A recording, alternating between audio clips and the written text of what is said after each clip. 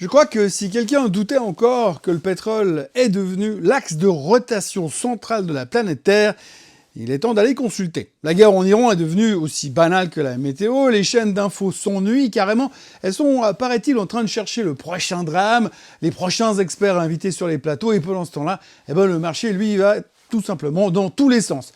Hier, on a eu le CPI, mais franchement, qui en a encore quelque chose à carrer? Le CPI, c'est une relique, c'est un chiffre d'une donnée qui vient d'une époque quasiment préhistorique sur les marchés financiers, puisqu'après un mois, c'est de la préhistoire. Aujourd'hui, la seule métrique qui compte, c'est le prix du baril que le G7 essaye désespérément de domestiquer. Avec un résultat assez mitigé, on va le voir tout de suite. Bienvenue dans ce Morning Bull Live, nous sommes le 12 mars 2026, et je suis Thomas Veillet.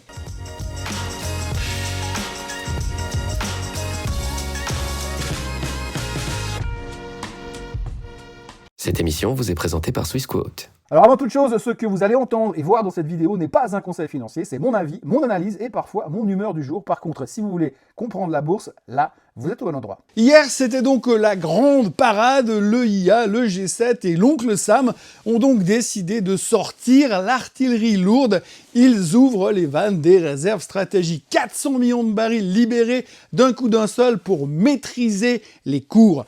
L'idée, c'est de tenir le coup pendant que les gendarmes de la planète essaient de pulvériser les gardiens de la Révolution avant qu'ils arrivent à couler un supertanker au milieu du détroit d'Ormuz. C'est le challenge de la semaine. Ce serait quand même dommage que ça se produise parce que ça ferait tâche sur le CV de Donald Trump, lui qui nous répète tous les matins que les Iraniens sont à poil, alors que chaque matin, à poil ou pas, ils arrivent encore à foutre une merde noire dans l'économie mondiale. Mais le plus beau, le chef-d'œuvre, c'est l'annonce en grande pompe. Quand on a vu Macron faire l'annonce des 400 millions de barils, on aurait pu croire qu'il était allé le forer lui-même, chercher lui-même le pétrole, à la force du poignet. Franchement, j'y peux rien si j'insiste sur lui, mais le gars se met en scène tous les jours comme un chef de guerre multidécoré. On l'imagine assez bien passer ses week-ends déguisés en Astérix pour aller repousser les Romains à la frontière. Et hier, on a donc vécu ce moment magique quand Manu a libéré personnellement lui-même tout seul les barils et le prix du pétrole a fait quoi ?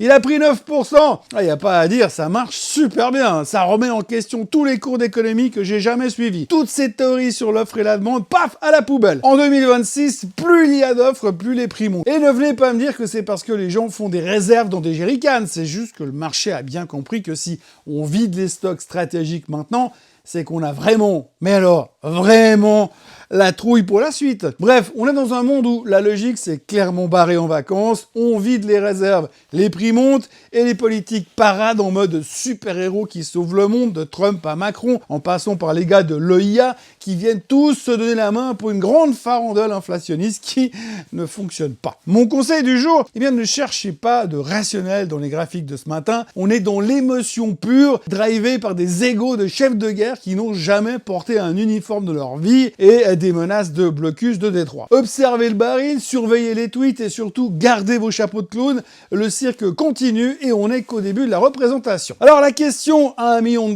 ou à 1 million de barils, pourquoi est-ce que ça monte, le pétrole, alors que l'instinct et les génies de l'EIA ou du G7 nous disent que ça devrait baisser au conditionnel. Quand l'Agence internationale de l'énergie parade pour annoncer la plus grande libération de réserves de l'histoire, 400 millions de barils quand même, on se dit quelque part, les prix devraient se calmer. Sauf que le marché pétrolier, lui, il n'est pas complètement logique. Il est surtout paranoïaque. Résultat, 9% de hausse, d'accord. Pourquoi ? Eh bien, parce que pendant qu'on ouvre les robinets de secours, la guerre avec l'Iran a déjà fait disparaître 15 millions de barils par jour, et ça, c'est depuis plus de 10 jours. Ils sont coincés à Hormuz, ils sont bloqués dans les ports saturés, ou alors carrément partis en fumée dans les installations qui sont à l'arrêt. Faites donc le calcul, on essaie d'éteindre un incendie avec un tuyau d'arrosage. Les traders ont sorti la calculette, c'est assez simple, 400 millions de barils, ça couvre à peine 3 semaines de conflit. 3 semaines. Au lieu de rassurer, cette annonce, elle crie une vérité que personne ne veut admettre, que personne ne veut entendre. La pénurie pourrait être réelle, elle est grave, et les grands de ce monde sont en train de se liquéfier sur leur siège à l'idée que le baril s'envole encore plus haut. D'ailleurs, ce matin, à 7h, le baril, le Brent, est repassé au-dessus des $100. Bon, depuis, il a reperdu $5. Comment il disait l'électricien à l'époque ? Ah oui, ça s'en va et ça revient. La moralité de l'histoire est donc limpide. Quand on sort les réserves d'urgence, c'est jamais parce que tout va bien, c'est un signal de détresse, c'est même pratiquement un signal de panique. Utiliser les stocks stratégiques, c'est avouer qu'on n'a plus d'autres options. La seule chose, je dis bien la seule chose capable de faire baisser le pétrole durablement, c'est que la guerre s'arrête là maintenant tout de suite et que le détroit d'Ormuz respire enfin normalement. Et si on croit les nouvelles de la nuit, on en est loin, mais alors très très loin. Même les mises à jour de Donald Trump qui vient nous jurer toutes les 5 minutes que les Iraniens sont foutus, eh bien ça suffit même plus à calmer les nerfs du marché. Quand la réalité du terrain cogne plus fort que les tweets, c'est que le vent il a commencé à tourner. Alors oui, je sais, c'est super chiant de parler des mêmes choses en boucle encore et encore, mais c'est quand même pas moi qui ai commencé les bombardements. Moi je fais que de rapporter les histoires. Pourtant, hier, il fallait quand même signaler 2 bonnes nouvelles. La première, c'est qu'on a réussi à parler d'autre chose, en l'occurrence d'intelligence artificielle avec les résultats d'Oracle. La seconde, c'est qu'on a reparlé encore une fois d'autre chose, en l'occurrence de macro, avec le CPI. Cette inflation américaine qui reste tapie au fond des bois, prête à nous sauter à la gorge à la première occasion. Mais parlons d'abord d'Oracle. Hier, le titre a donc repris 9%. Comme le baril. Il y a 3 jours, tout le monde pensait que c'était un truc pourri, gangréné par une dette abyssale. Et hier, le management a tellement bien cajolé le marché qu'Oracle est redevenu le mec hyper populaire de la cour de récréation, celui avec qui tout le monde veut traîner. Au-delà des chiffres, Oracle a surtout brisé un nouveau fantasme qui terrorisait Wall Street, l'idée que l'IA va tuer le logiciel. Le concept est assez simple. Demain, 3 types dans un garage avec ChatGPT remplaceront les mastodons du SaaS. À cause de cette peur, l'ETF du secteur a perdu 20% depuis le début de l'année. Sauf qu'Oracle, eux, ils regardent la panique avec un sourire en coin. Ils ont expliqué que l'IA ne va pas les tuer, mais elle va les rendre encore plus riches. Pas plus fort, plus riche. Pourquoi? Eh bien parce qu'Oracle ne fait pas que du code, ne fait plus que du code. Elle construit les data centers et les serveurs physiques qui alimentent l'intelligence artificielle. Vous connaissez l'histoire. Oui, c'est un business monstrueusement cher, 50 milliards de capex, mais potentiellement encore plus rentable. Attention quand même au potentiellement, on y reviendra dans quelques mois. Microsoft, SAP ou Salesforce tentent la même pirouette. Si l'IA change les règles, autant vendre des pelles pendant la ruée vers l'or. Moralité, le SaaS apocalypse fait beaucoup de bruit, mais les géants sont surtout en train de se repositionner pour encaisser la vague plutôt que de se noyer. C'est l'exact inverse de ce qu'on nous racontait il y a 2 semaines. Au milieu de tout ça, il y a forcément quelqu'un qui se gourre complètement quelque part. Reste juste à savoir qui. Et puis alors hier, c'était donc le grand jour du CPI, les chiffres de l'inflation américaine. Le truc qui nous permet de relancer la grande tergiversation du mois. La Fed va-t-elle baisser les taux? Bon, le chiffre est sorti à 2,5%, un coup de maître pour nos statisticiens qui ont visé pile dans le mille. Sauf que, vu le bordel ambiant, le vrai challenge sera de deviner le CPI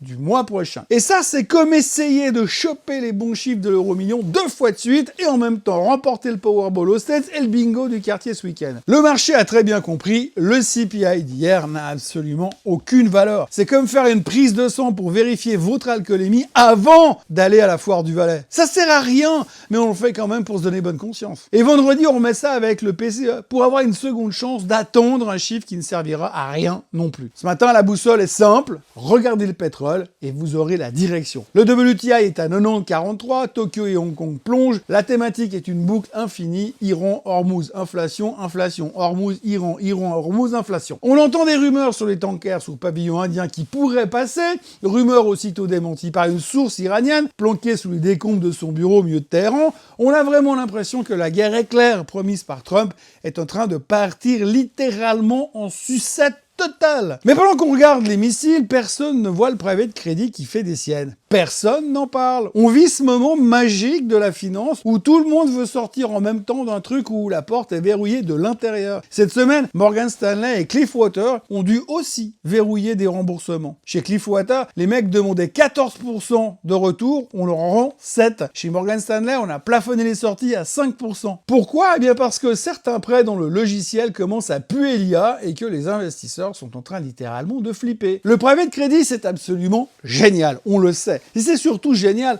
tant que personne ne veut récupérer son fric. Et là, ça commence à faire beaucoup. La liste des victimes s'allonge. UBS, Blue Hole, BlackRock et maintenant Morgan et Cliffwater. Moi, je vous le dis, un jour, la guerre en Iran, ça sera fini. On lèvera la tête et on réalisera que le private credit est totalement hors de contrôle. Et là, alors croyez-moi, là, ça va être vraiment drôle. En résumé, aujourd'hui, le pétrole est le patron, Oracle, c'est le nouveau beau gosse de la tech et le private credit, ceci est une bombe à retardement que tout le monde ignore pour l'instant. L'inflation réelle, selon les experts, ils la voient à 3,3%. Selon ce qui se passe ces 3 prochaines semaines, on saura si on est un tout petit peu dans la merde ou si ça va beaucoup plus haut. Ils auront d'ailleurs le temps d'aborder le sujet au meeting de la Fed la semaine prochaine. Côté agenda, il n'y a pas de chiffres économiques majeurs aujourd'hui, si ce n'est les jobless claims américains. Mais regardez les chiffres, les futurs sont en baisse de 0,4%. C'était beaucoup pire ce matin. Et le rendement du 10 ans est à 4,24. Et ça c'est drôle, le rendement à 4,24. Parce que personne n'en parle. C'est comme le private credit.